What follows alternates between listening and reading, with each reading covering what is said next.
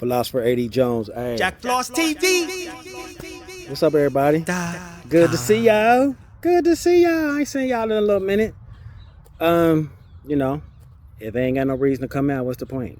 If he don't say get out there, I'm not, whatever. Anyway, what's up? What y'all been up to? What's going on? I know y'all feel the vibes. Ooh, somebody this morning. I was just scrolling. I ain't gonna cap. I was just scrolling. Somebody got toasted today. That's my opinion. I don't give a fuck if you agree with my opinion or not. Somebody got toasted.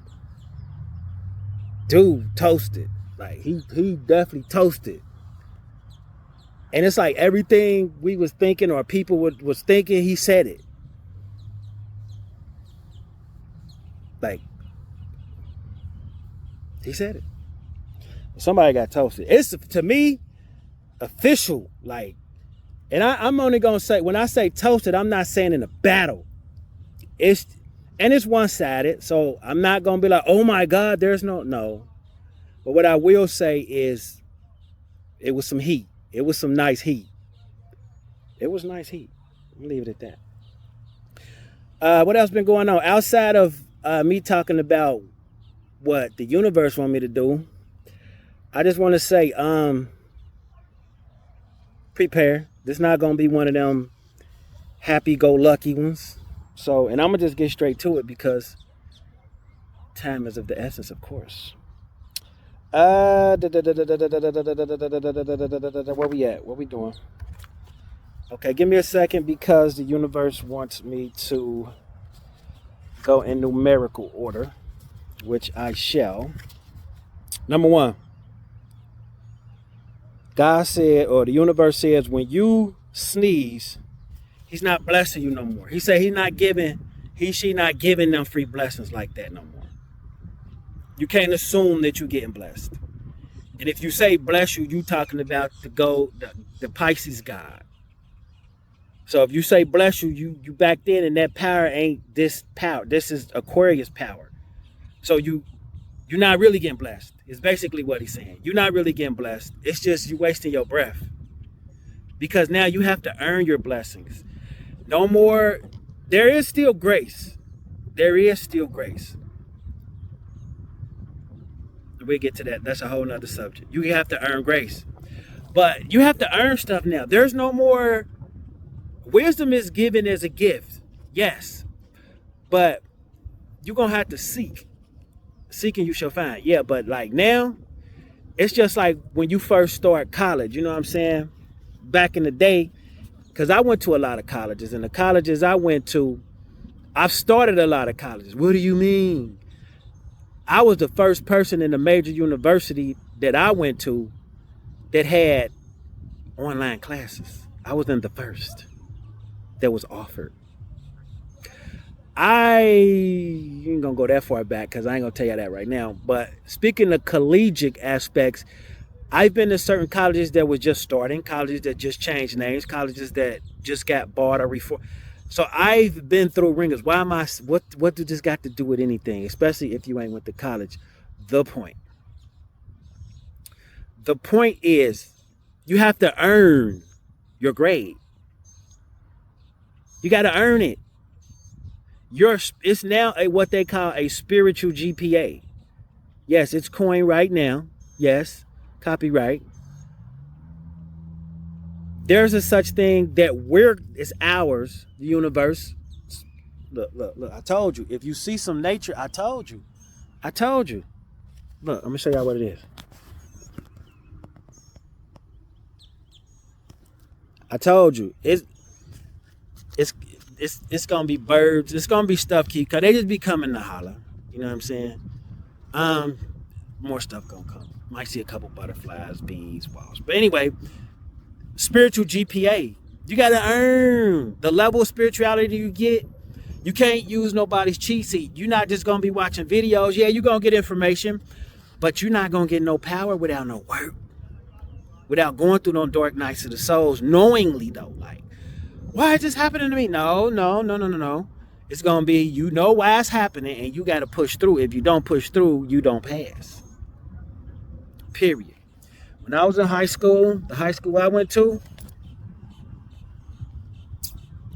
you couldn't graduate if you didn't turn in all of your homework assignments. So if you was a 12th grader and you had a 9th grade homework assignment that was due, you're not graduating. You're not. It ain't happening. As soon as you turn that assignment in, you get your diploma. That's what this is, the spirituality. If you're not doing the work, if you got, let me explain something to you. I'm going to give you an example. Like right now, if you going through a lot of like heavy spiritual stuff, and I'm going to just leave it like that, it's because you got karmic debt and you the karmic. You have to apologize to them people. You have to, people that hurt you, you don't got to, you do what you want. Lighten your heart got to be light as a feather. That's the key. And the only way to get your heart light as a feather is to get rid of the stuff. If you owe somebody, you know what I'm saying? I got people I owe. You know what I'm saying? So for me to get my heart light as a feather, you make arrangements and pay, or you have intention to, I'm going to pay them. You see what I'm saying? I'm quite sure y'all got student loans, bills, car notes, all that kind of stuff. People, you all that. So you got people you owe, or companies you owe, or people you're indebted to. So, you know what I'm saying? That's why being in debt, like, if you learn, as we all do, it could light a fire around you and it could leverage your future. But if you're in spiritual debt, it's not going to help you because you're just going to keep getting further and further behind. Spiritual debt, I'm going to give you an example. What is spiritual debt? Spiritual debt is if you was on the block and you was hustling, right? And you was up, that one way up, like you moving like a lot. Look, here they come. Look. And you've heard a lot of people through them activities. Well, before, like you get knocked, before your life gets straight, after you do your time, you still got to make up for that, all that negative karma, who all smoked, who all got killed over that smoke. You know what I'm saying? Who all, like, it's karma. It's karma. It's karma. It's just got to balance out. It's like if you're a cop, you might put the badge on, which I respect. You know what I'm saying? If you're going to help the people of society, I definitely respect it.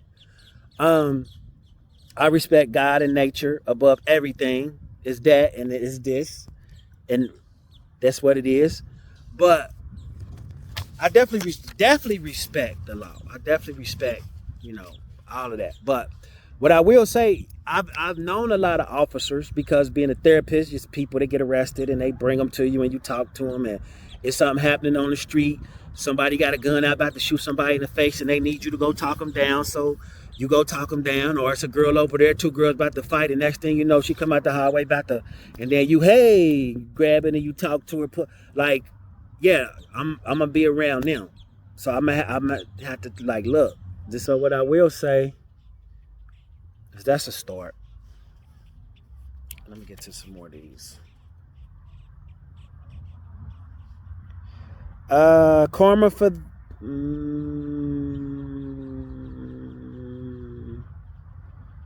I'm gonna wait. I ain't gonna have enough time to talk about that. I'm gonna try to talk about it real quick.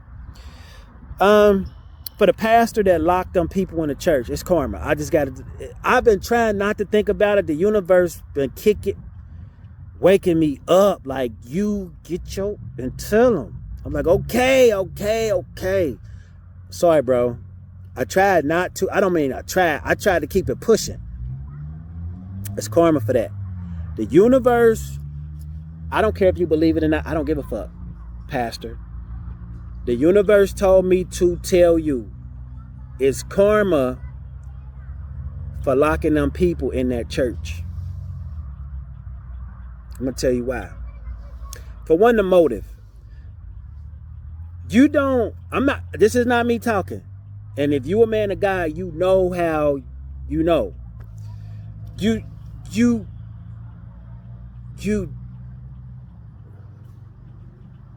I'm going to start it off like this. What if, or how many of those individuals in that church was kids? And why is that, like, even a thing? Because what if that was their first, second, third, fourth, or fifth time going to church, and they thought that was the norm for the pastor to lock them in the church? Like, oh, so when you go to church, the pastor lock you in the church so they could get money. Why does that question even have to come up? Because of the antecedent. That wouldn't even exist if the pastor wouldn't have did that. That's number one. Number two, what if women was in the house locked up all week and had to make an excuse like they going to the grocery store or going to pick up the groceries, snuck and put their church clothes on, went to church, took piece of their little grocery money that they snuck to save to get to the pastor, or just to snuck to get some word, to get some escape, or ain't had no money and just needed some word, just needed to touch the hem of the pastor's garment, but got locked in. And they've been locked in all week. That's trauma. They locked in at home, they come to escape, and they locked in where they escape. And for what? For some money. And he taking all her money and beating her. Now you locking her in a place for money. Trauma. Antecedent triggers. So you creating trauma in kids, you recreating trauma in women, and then men, what about the men that's been locked up in jail? What about the homies that's like, I know a lot of homies, I know a lot of guys that's been locked up. I go to the jails and help a lot of them guys. You probably do too. So you know, when they come out here, it's hard because it's hard, it's too much going on, it's too much freedom. I know that sounds weird, that's a whole nother lesson. But it's no movement. People don't respect you because they don't know you. They just get out from doing 10, unlocked up. What if they was going to church on a weekend out of the halfway house? Or at home on a weekend visit from being locked up? They get in the church and you lock them in a church. And they quit wanting to go to church because it reminds them of being locked up and getting their money.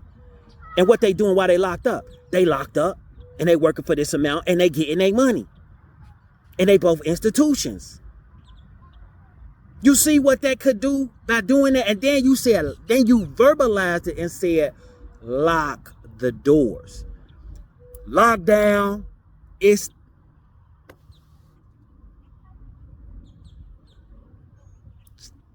if you run across some people I know and you, I don't care what they had by that door. They won't be by that door. Not being from Cincinnati, I'm gonna stop. When you're talking to different people in a different setting of trauma, everybody's seeing the trauma in different ways.